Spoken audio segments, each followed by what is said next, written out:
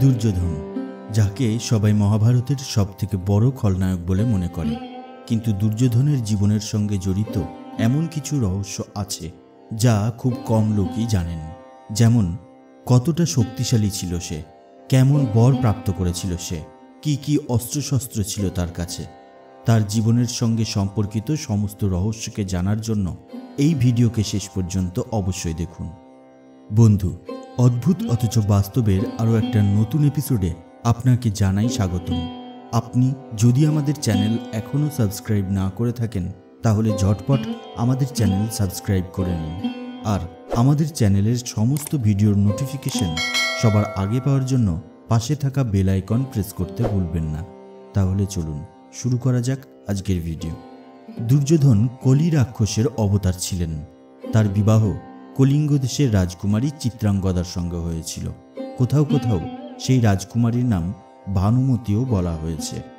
দুর্যোধন চিত্রাঙ্গদাকে কর্ণের সহায়তায় তার স্বয়ম্বর সভা থেকে হরণ করে নিয়ে এসেছিলেন। দুর্যোধনের জন্মকাহিনীও খুবই রোমাঞ্চকর। মহাভারতের আদি পর্বের অধ্যায় 114 অনুসারে একবার মহর্ষি ব্যাস গান্ধারী এবং ধৃতরাষ্ট্রের কাছে আসলেন। সেই সময় গান্ধারীর সেবায় প্রসন্ন হয়ে তিনি গান্ধারীকে 100 পুত্র প্রাপ্তির বর প্রদান করেন। গান্ধারী সন্তান ধারণ করার পরে 2 বছর কেটে গেলেও সেই সন্তান প্রসব করতে পারছিলেন না। সেই সময় গান্ধারী নিরাশ হয়ে নিজের গর্ভে নিজেই প্রহার করেন। তখন তার গর্ভ থেকে একটি মাংসের টুকরো প্রকট হল। মহর্ষি ব্যাসদেব গান্ধারীর গর্ভ থেকে প্রকট হওয়া সেই মাংসের টুকরোকে 100 ভাগে ভাগ করার চেষ্টা করেন, কিন্তু সেই মাংসের টুকরো যথাযোগ্যভাবে 101টি ভাগে ভাগ হয়। তখন মহর্ষি ব্যাসদেব সেই সমস্ত টুকরোকে এক একটি গর্ভের পিণ্ডরূপে পরিণত করে একটি গোপন স্থানে লুকিয়ে রাখেন, এবং এরও 2 বছর পেরিয়ে যাওয়ার পর সেই সমস্ত পিণ্ডের থেকে সর্বপ্রথম দুর্যোধন জন্ম নেন। জন্ম নেওয়ার সঙ্গে সঙ্গেই সে গাধার মতো আওয়াজ করে চিল্লিয়ে কাঁদতে আরম্ভ করে, আর তার সেই আওয়াজ শুনে আসল গাধাও চিল্লাতে আরম্ভ করে। তখন বিদুর ধৃতরাষ্ট্রকে বললেন, যেভাবে এই ভয়ঙ্কর অশুভ শিশু প্রকট হচ্ছে তাতে স্পষ্ট বোঝা যাচ্ছে যে আপনার এই পুত্র সমস্ত কুলের সংহার করে দেবে। যদি এখনই এই পুত্রকে ত্যাগ করা যায় তবে সব দিক থেকেই তা শুভ হবে। পরে যখন কৌরব এবং পাণ্ডব উভয় শিশুরাই একটু বড় হয় তখন তাদের জন্য বাল্য ক্রীড়ার আয়োজন করা হয়।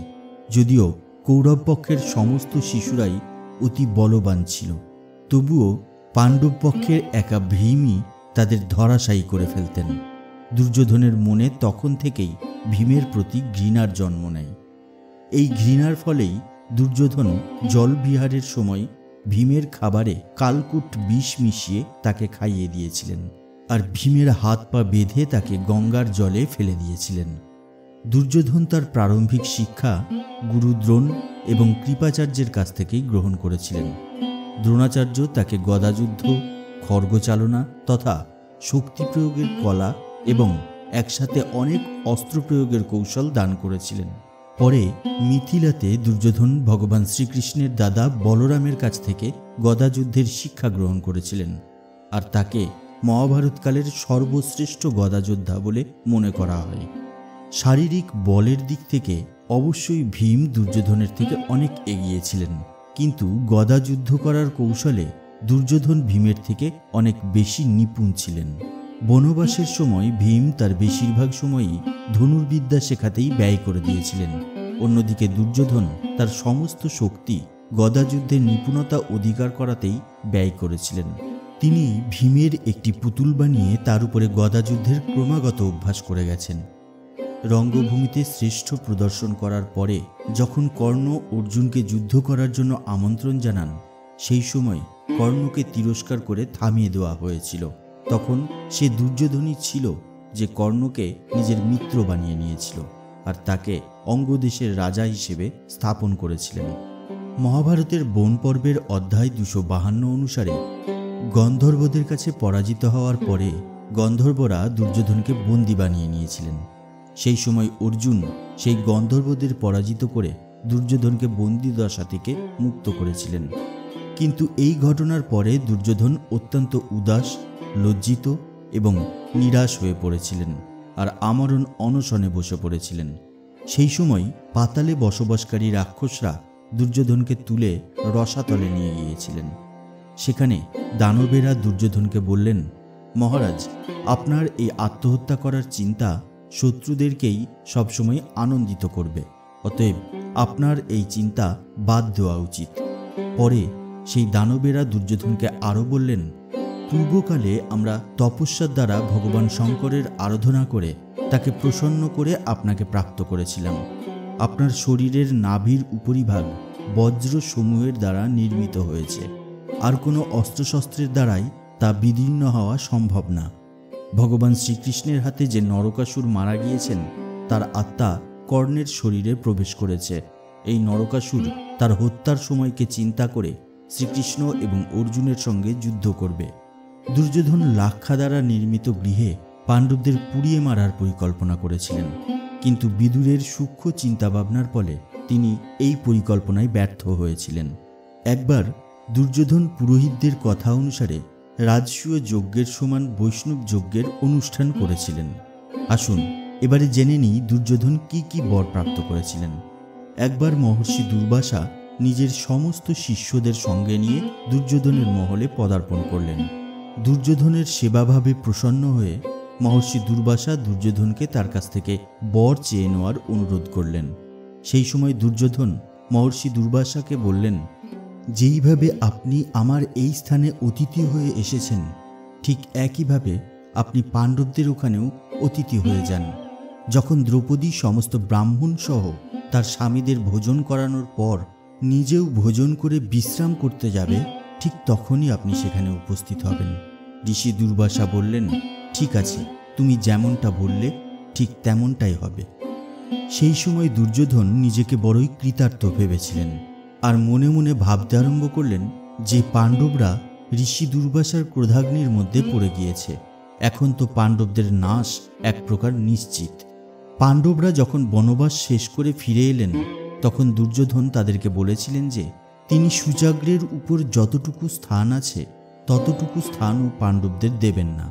শুধুমাত্র দুর্যোধনের এই নির্ণয়ই কুরুক্ষেত্র যুদ্ধের সলতেতে আগুন ধরানোর কাজ করেছিল। যদিও এদের দুজনের মধ্যে শত্রুতা সেই পাশা খেলাকে কেন্দ্র করেই সামনে চলে এসেছিল। যখন দুর্যোধন, দুঃশাসন এবং কর্ণ সহ আরও অনেকে ভরা সভাতে দ্রৌপদীকে অপমান করেছিলেন।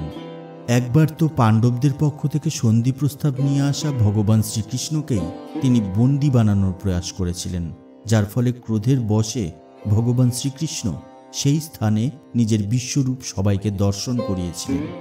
যখন কুরুক্ষেত্রের যুদ্ধ আরম্ভ হওয়ার আর অল্প কদিন বাকি ছিল, তখন দুর্যোধন ভগবান শ্রীকৃষ্ণের কাছ থেকে সহায়তা লাভ করার জন্য তার কাছে গিয়েছিলেন।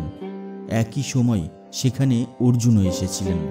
সেই সময় ভগবান শ্রীকৃষ্ণ দুর্যোধনকে বলেছিলেন যে সে নারায়ণী সেনা অথবা ভগবান শ্রীকৃষ্ণ এই দুজনের মধ্যে কোনো একজনকে চয়ন করতে পারে। কিন্তু ভগবান শ্রীকৃষ্ণ সেই সঙ্গে আরও বলেছিলেন, আমি না কখনো যুদ্ধ করব আর না কখনো অস্ত্রশস্ত্র ধারণ করব।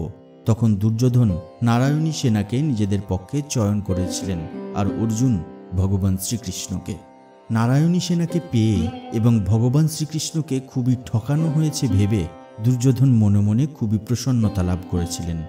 দুর্যোধন খুবই চতুরতার সঙ্গে রাজা শল্যকে নিজেদের পক্ষে করে নিয়েছিলেন। আসুন এবারে জেনে নিন কুরুক্ষেত্রের যুদ্ধে দুর্যোধন কি কি প্রদর্শন করেছিলেন সেই বিষয়ে। যুদ্ধের অষ্টম দিনে দুর্যোধন বেগবান, মহারুদ্র, বিদ্যুজ্জেয় এবং প্রমাথি নামের 4 জন রাক্ষসকে তার 4টি বাণের দ্বারা হত্যা করে ফেলেছিলেন। যুদ্ধের 14তম দিনে যখন অর্জুন জয়দ্রথের পিছু করছিলেন, সেই সময় দুর্যোধন অর্জুনের সামনে এসে উপস্থিত হন আর তিনি সেই সময় দ্রোণাচার্যের দ্বারা আমন্ত্রিত ভগবান ব্রহ্মার একটি অভেদ্য কবচ ধারণ করেছিলেন। অর্জুন তখন অনেক শক্তিশালী বাণের দ্বারা দুর্যোধনের উপরে প্রহার করলেন, কিন্তু দুর্যোধনের উপরে এই প্রহারের কোনো ফল লক্ষ্য করা গেল না। দুর্যোধন বহু পরিমাণে বাণের বর্ষা করে ভগবান শ্রীকৃষ্ণ এবং অর্জুনকে আহত করতে আরম্ভ করলেন। সেই সময় অর্জুন তার দুটি মহান শক্তিশালী বাণের দ্বারা দুর্যোধনের দুই বাহুতে আঘাত করলেন। আর আঘাতপ্রাপ্ত হওয়ার পর বেদনাতে ব্যাকুল হয়ে দুর্যোধন সেই সময় রণে ভঙ্গ দেন। জয়দ্রথের মৃত্যুর পর দুর্যোধন অত্যন্ত ক্রোধিত হয়ে পড়েন। আর সবার বারণ করা সত্ত্বেও দুর্যোধন একাই তার রথকে পাণ্ডব সেনাদের মধ্যে প্রবেশ করিয়ে দেন। সহস্র বাণের বর্ষা করে তিনি পাঞ্চাল এবং পাণ্ডবদের আহত করে দিয়েছিলেন। যুদ্ধের 15তম দিনে তিনি তার ধনুর্বিদ্যার জোরেই নকুলকে পরাজিত করে দিয়েছিলেন।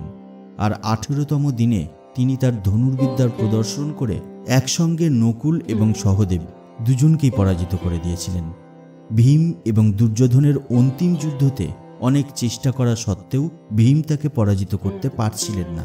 অন্তিমে ভগবান শ্রীকৃষ্ণের সহায়তায় ভীম দুর্যোধনের জঙ্ঘায় আঘাত করে তাকে পরাজিত করে দিয়েছিলেন, যা গদাযুদ্ধের নিয়ম অনুসারে একটি অনৈতিক কার্য ছিল। ভগবান শ্রীকৃষ্ণ একবার স্বয়ং বলেছিলেন যে পঞ্চ পাণ্ডবদের মধ্যে এমন কেউ নেই যে একা একটি নিরপেক্ষ গদাযুদ্ধতে দুর্যোধনকে পরাজিত করতে পারবে। আহত হওয়ার পরেও দুর্যোধন বহু সময় পর্যন্ত বেদনায় ছটফট করেছিলেন এবং শেষে শেষ নিঃশ্বাস ত্যাগ করেছিলেন।